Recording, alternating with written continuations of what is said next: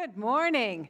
We're continuing our adventure in nonviolent communication today, and for the next couple of weeks, we're diving a little more deeply into these ideas, into the tools that can really help us return to our natural state of love and compassion and inspire others to return to theirs.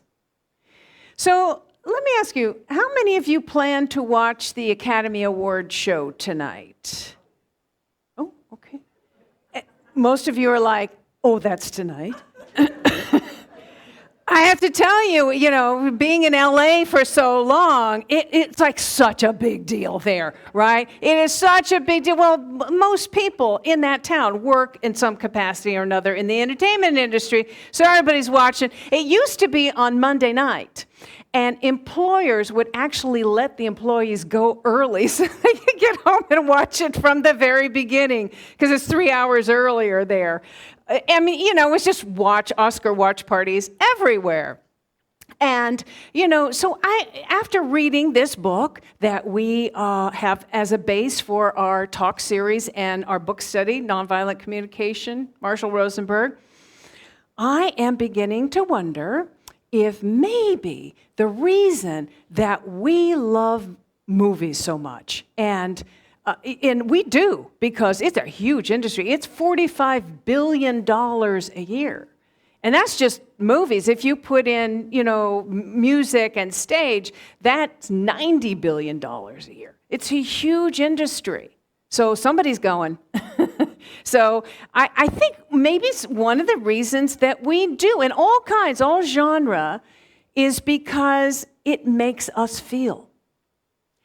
It allows us to experience our feelings fully, joy and happiness and fear and anger and disappointment and heartbreak and the elation that comes from watching someone overcome against all odds.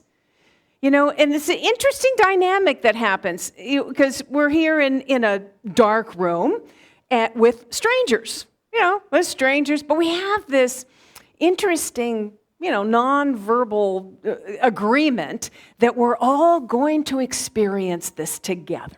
We're all going to share it. So we all laugh out loud. We all scream, at the right moment. We all take a gasp at surprise together. We all get our hankies out at the same time and cry together. It's just an interesting connection that we have with these strangers.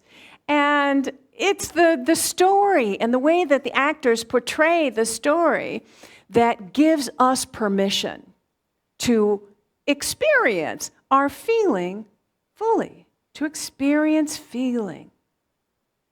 Experience feeling fully.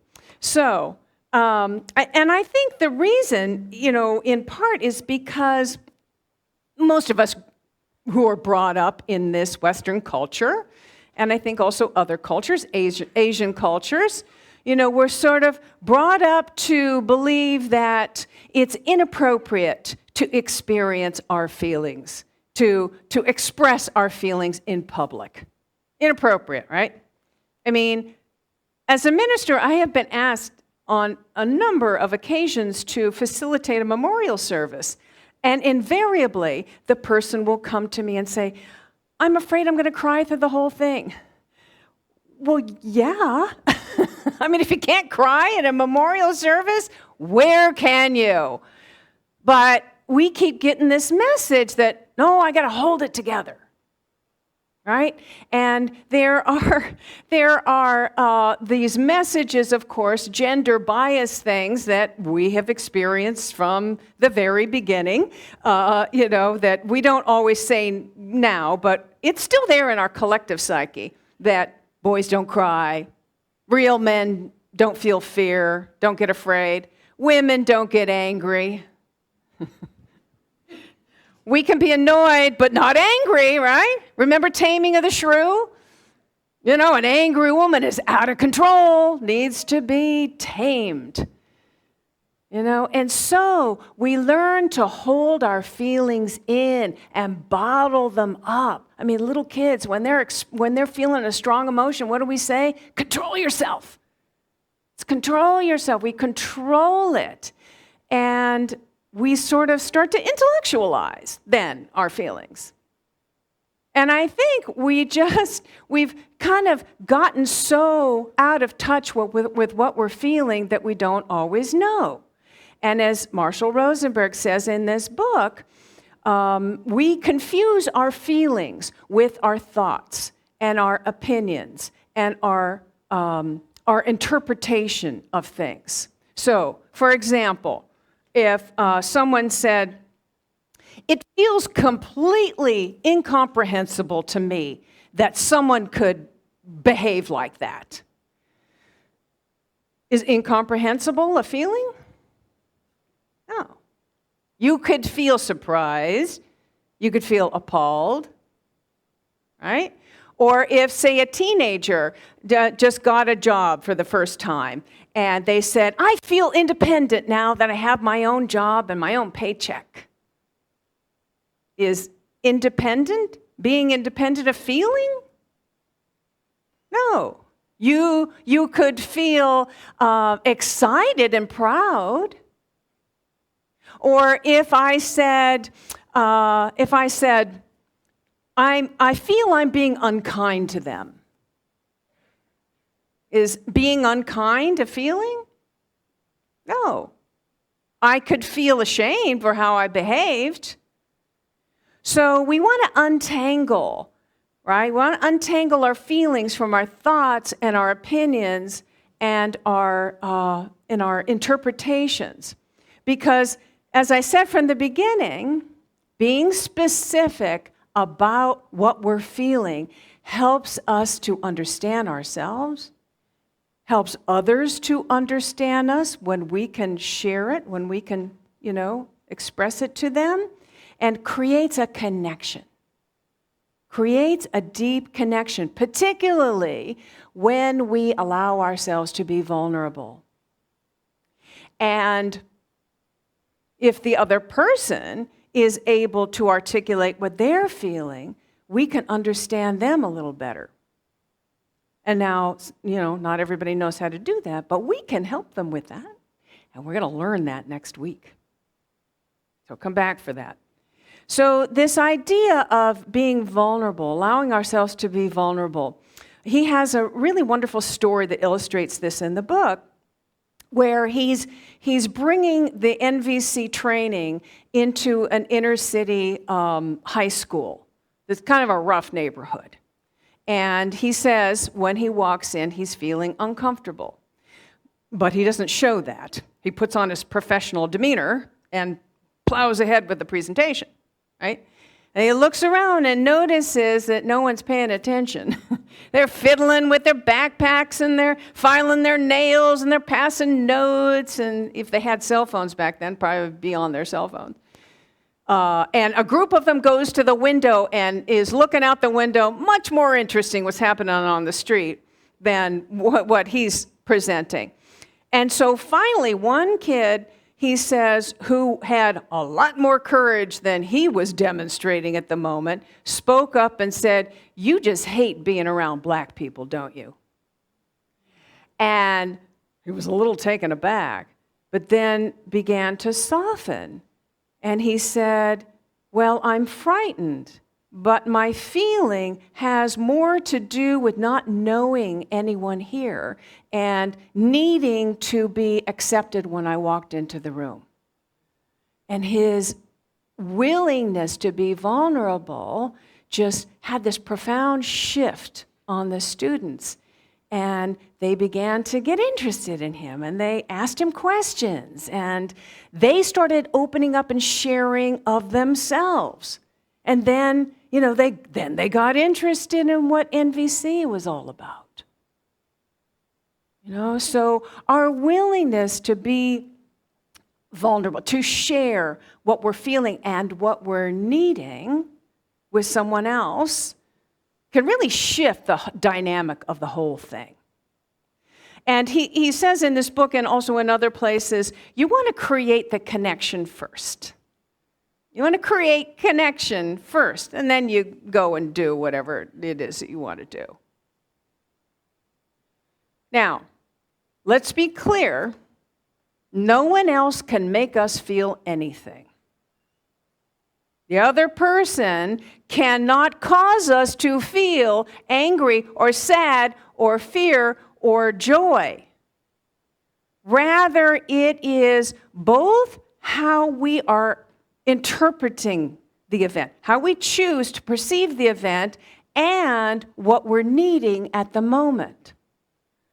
So that other person or the event can be the stimulus for our feeling. It can be the stimulus, but not the cause. I'll say that again. The other person or the event can be the stimulus for the feeling, but not the cause. So feelings, as he says, arise from needs, our needs, that are either met or unmet. So, for example, if I have a need to be acknowledged, and the other person is doing the opposite, completely ignoring me, I might feel disappointed, I might feel dejected, I might feel resentful. But it's not the other person that is making me feel this way. It is my need that is not being met, that is stimulating the feeling within me.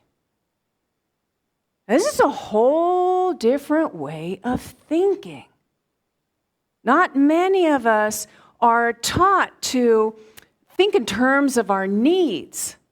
We're much more comfortable focusing on what's wrong with the other person when our needs aren't being met. Right? And let's talk about these needs. What are these needs? There are universal needs that we all have to one degree or another. The need for physical well-being, the need for honesty, the need to be heard, the need to be understood, that's a big need. The need to play. We all have a need to play. That's a definite need. We have a need for peace. We have a need for meaning. We all have a deep need for meaning and for spiritual experience. We spiritual beings having a human experience have these on the human level, we have these needs. So we all share these, all in common.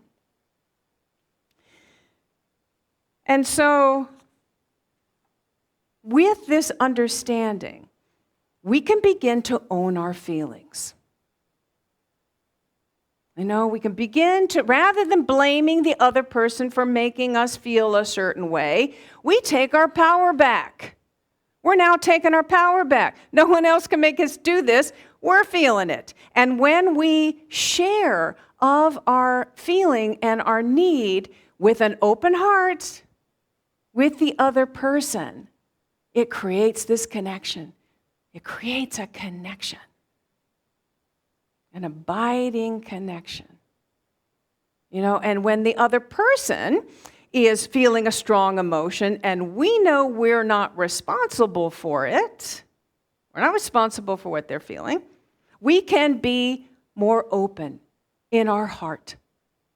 And we become more sensitive, right? More sensitive to the person's needs and the person's feeling and be more likely to help them get their needs met by honoring what they're requesting of us. And we're going to talk more next week about this, how to make a request or how to help the other person make a request of what you're needing. And when we do this, he says that when we begin to share what we're needing with an open heart, it diminishes the intensity of the feeling. It doesn't go away, but it diminishes the intention. When we know that this is us. I mean, this is a real shift in our understanding, and it can create a real positive shift in our relationships. When we realize that our feelings they stem from unmet needs and not the other person, we move from victim to victor. We're taking our power back. And so here we are, playing a starring role in the story of our lives, right? Filled with characters that we, as playwrights, have written into this grand story, right, that's unfolding day by day. And some of those characters challenge us to grow, don't they? They help us open our heart. They challenge us to forgive sometimes. You know, some of the characters who feel so different from us stimulate the desire within us to know more deeply our innate oneness with each other. And some of the events that have been scripted into our story take us to a place of deep knowing that we are held in the arms of the divine, that we are surrounded by love, this universal love that is carrying us at every moment, and we can lean into the power of grace. And to know that we are powerful co-creators with the divine. And when in our story we find our spiritual path, the whole movie begins to make sense, doesn't it? You had that experience? And suddenly we see a purpose, and we see the relationships in our lives that have been there for a purpose, and we see the events serving a purpose, all to take us into a deeper awareness of who we truly are, that infinite divine that is expressing through and as us, and how we are all interwoven together in this beautiful tapestry of love. And so NVC, from my perspective, is a language of love. The language of love. And when we learn to speak it, it brings us back. It gets us back on track. You know, and it helps us to open our heart, feel our oneness, know that we are the ones that have the power to feel or not, or feel our feelings and know what needs, to discover the needs that we have and begin to request, which again we'll talk more about next week. But it allows our story to develop into this rich, happy story where we're living our purpose. That's our possibility. Let's write that in, right? In fact, let's affirm that together. Let's see. Let me form an affirmation. I speak the language of love. I speak the language of love. Therefore, I am living my purpose. Therefore, I am living my purpose, and my life is filled with joy and light. My life is filled with joy and light. Yes, it is so, and so it is. Namaste. Hi. If this video has inspired you, opened your heart, expanded your consciousness, filled you with hope, empowered you in some way, we encourage you to support what we offer here at Unity Center of Peace by making your donation now. And thank you.